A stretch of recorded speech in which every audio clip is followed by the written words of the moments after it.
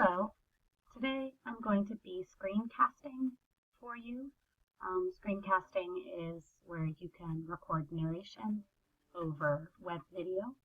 I'm going to show you how to use EC Online. Today we're going to talk about 3 key areas of EC Online: recording a lesson plan, inputting test scores, and doing a tutorial with your students. Unfortunately, I've only downloaded the free version of Screencast-O-Matic, which means that I only have 15 minutes. So this will probably come in several videos, but hopefully you can watch it. It'll answer a lot of your questions. And then if you have any areas that you want to follow up with, we can do that individually. So here we go. First step is to go to the EC English website. Waiting for it. There we go. You'll see a sign-in in the upper left-hand corner. You'll choose Staff Sign-in. If you do this from one of the computers in the Teachers Lounge, you might notice that it will take you directly to this page. That means somebody else has already signed in. You just have to sign them out and start back at the beginning, where it will ask you to put in your EC credentials, which is generally your first name, last name at ecenglish.com, and then the password, either the default password that was sent to you or the password that you've set for yourself. So I'm already logged on to this computer. It knows it's me. So I'm going to choose, we'll start with EC New York, 16 plus school. You'll notice that my screen looks different than your screen will, and that's only because I'm an administrator with administrator privileges, but I can still do all the things that teachers would do, so I'll show you what that looks like. The very first thing is if you click on the Home button, that will take you to a list of all the classes in the school, and from here you can choose your class, and it will take you to your class dashboard. Let's start with Intermediate 2B.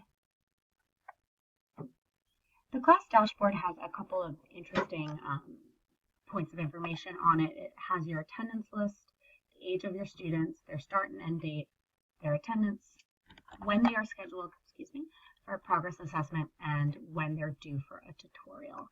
You cannot input attendance on EC Online yet. We still have to do that through Connect. However, the attendance percentage that shows up should be correct. However, I recommend if a student ever has an attendance question, send them to the binder at the front desk. That's probably the most reliable place for them to get attendance information. If you want to know about a particular student, you can click on that student's name. It'll tell you his or her email address and some pertinent information if you're interested. From this page, you can also do a lot of actions with the student. We won't talk about these today, but in further screencasts that I send out, we probably will. Anyways, back to the class dashboard. From here, this is where we're going to talk about our first skill on EC Online, which is inputting a class plan. To do that, you have a couple choices, but they both live under this black box called Actions. This week is the week of May 9th, and let's imagine you want to plan for next week, which is the week of May 16th. Surprise, surprise, you're going to click on Plan Next Week. As you can see, the system automatically takes you to May 16th. From this portal, you automatically are shown the chapter that the Monday, Wednesday, Friday teacher should be using. Intermediate 2B is our last class that is on the Language Leader textbook, but that probably won't be for long.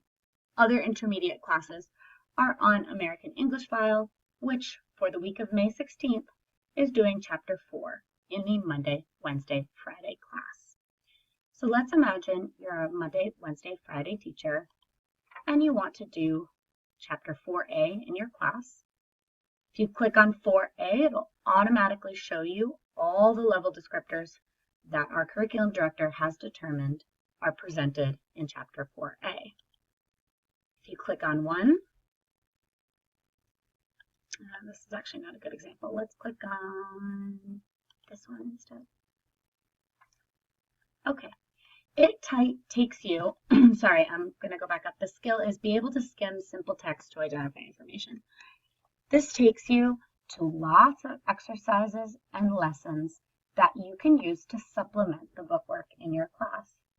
So let's talk about this one. Look at a table of subject-object question examples and deduce the rules. If you click on it, it will take you to this exercise. These exercises can be assigned as homework. They can be done in class together if you'd like. It's up to you.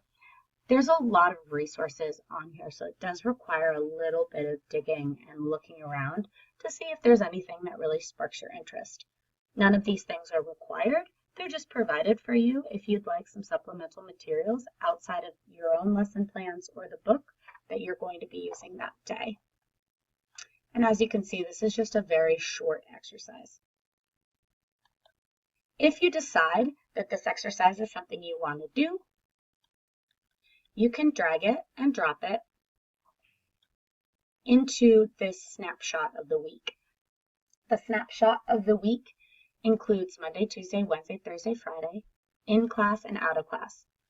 So if that exercise, let's say this exercise is something you want to do as homework, you can drag it to the out of class box here. If we look at the required supplement, this is what you're required to teach in that week that maybe is not in the book. Again, it gives you lots, modals is what it is. It gives you lots of exercises, again, that you can just drag and drop into the day that you would like to do them. Once you've filled in exercises or skills that you'd like to do, it automatically pre-populates these exercises into the other display at the bottom. This display at the bottom will just show exercise, which is a little boring. So, for example, Wednesday, the exercise was modals, must have, to, should, ought. I might just click down here and rename it.